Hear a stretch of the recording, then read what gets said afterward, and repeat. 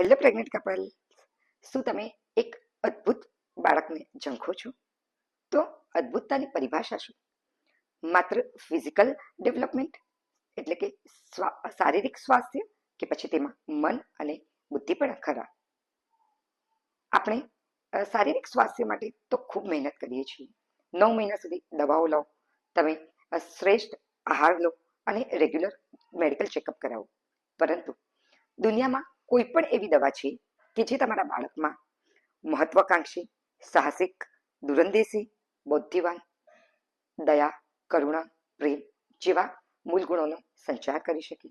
નહીં ને. તો પછી તેના માનસિક સ્વાસ્થ્ય માટે શું કરવું, તેના માટે તમારે પૂરતું નોલેજ છે? જો તમારો જવાબ ના હોય તો આવો આજે જ અમારા ફ્રી સેમિનારમાં જોડાઓ, કે જ્યાં અમે તમને શીખવીશું કે આપણા ભારતને શ્રેષ્ઠ